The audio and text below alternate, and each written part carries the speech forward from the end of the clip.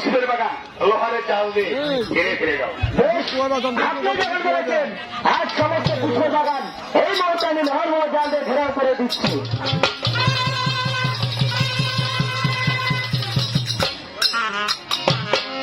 এই তো উজির সাহেব, সমস্ত পুষ্পের বাগান লোহার মোড় জাল দিয়ে ঘেরাও করা হয়েছে। এবার আমাকে কি করতে হবে? এবার তুমি দেখবে এই পুষ্পের বাগানে কিসের ছানা প্রবেশ করেছে, একটি এদিন ছানা না একটি শ্রীগাল ছানা। বেশ, আপনি যখন বলেছেন আজকে দুই দিকে লক্ষ্য করে দেবো এই পুষ্পের বাগানে কিসের ছানা প্রবেশ করেছে, একটি এদিন ছানা না একটি শ্রীগাল ছানা।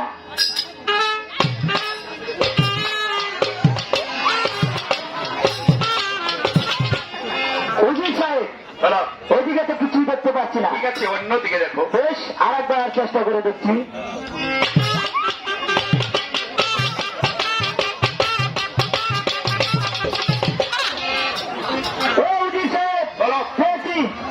কি পেয়েছো? ওই তো পুষ্পের বাগানে বাসার টেপের নিচে বসে আছে একটি শ্রীগাল ছানা। একটি বলতে সৈনিক, একটি শ্রীগাল ছানা তুমি দেখতে পেয়েছো? অবশ্যই। সৈনিক, তুমি কি ওই শ্রীগাল ছানা আমার এই নিজ নয়নে দেখাতে পারবে? আমি যখন দেখেছি আপনার দুই নয়নে দেখে দেবো। আসেন, তাড়াতাড়ি আসেন। ভালো করে লক্ষ্য করেন, পুষ্পের বাগানে বসে আছে একটি শ্রীগাল ছানা মাথা নিচে করে। সর্বনাশ, সর্বনাশ হয়ে গেছে সৈনিক। কেন? ওই বেগম সাহেবার কথা সত্য হয়েছে আর ওই জাহাপনার কথা মিথ্য হয়েছে।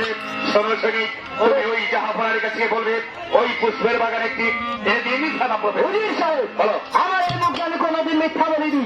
আমি যাহা দেখেছি, আমি জাহাপনার কাছে আমি তাহাই বলবো, আমি মিথ্যা বলতে পারবো না। এই সৈনিক, আমার এই কথাটা তুমি যদি ওই জাহাপনার কাছে বলো, লাভ আছে, লাভ। এমন কি লাভ? অনেক লাভ। শুনতে পারি? আমি হব এই রাজ্যের বাদশাহ আর তুমি হবে প্রধান উজির। উজির সাহেব, লোকের মুখে শুনেছি লোভে পাপ আর পাপেই সর্বনাশ। আপনি আমাকে যা দিয়ে দেখেন না কেন, আমি একটিবারই বলেছি আমার এই মুখে আমি মিথ্যা বলতে পারবো না। আমার এই কথা বাধ্য হলে তার মতো একটা ছড়ি কেন, তার মতো হাত হাতে ছড়ি দিয়ে আমি এই দুনিয়ার মধ্যে গিয়ে চিরতরে বিদায় নেব। উজির সাহেব, আপনি ভুলে যাবেন না, আপনি হয়েছেন এই রাজ্যের একটি উজির, তেমনি করে হয়েছেন এই রাজ্যের একটি সৈনিক। আমার যুদ্ধ দিতে শিখাচ্ছে, প্রয়োজন হলে আমি আপনার সাথে যুদ্ধ করবো, তবে মিথ্যা বলতে পারবো না। এই সৈনিক, আমি শুনেছি সৈনিক দিদিলিকার পাখা গাছ এই মরি ভারে ভারে, তাই তো সেই আগুনে সামনে বলে উজির সাহেব, তার একটিবার যাচাই করে দেখুন, তার মতে তার কত জোর। তাহলে শক্তির পরীক্ষা হয়ে যায়। একটু আমি রেডি।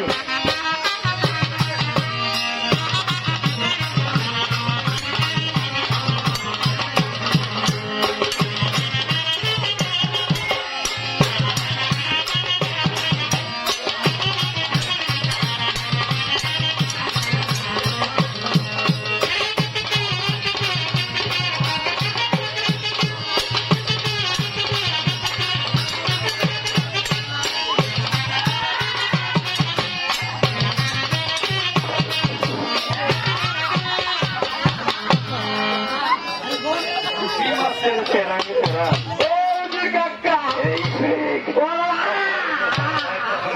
আমি তোকে এই হস্তিত যন্ত্রণা দিব। উজির কাকা, আপনার চোদ্দ গোষ্ঠীর আব্বা। আরে আপনারা হয়তো গোষ্ঠীর আব্বা। আগে জানতাম কেন খরচ, আগে জানতাম কেন।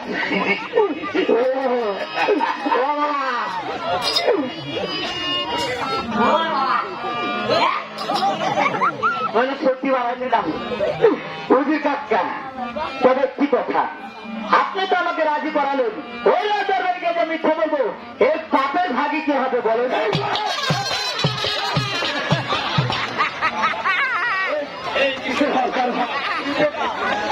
আমার কাছে কোনো পাপের এই সৈনিক, পাঠান আমি যেটা করি সেটি আমার কাছে মঙ্গল।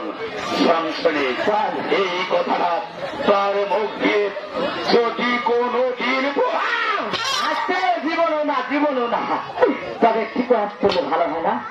বল, ওই রাজদরবারে যেমন একা এসেছেন তেমনি একা চলে যাবেন। আপনার মনে যাহা নয় আপনি তাহাই বলিবেন, আমি ওই রাজদরবারে যেতে পারবো না।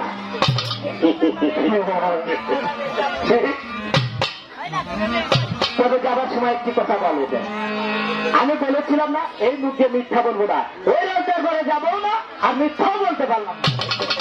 মিথ্যা বললাম না।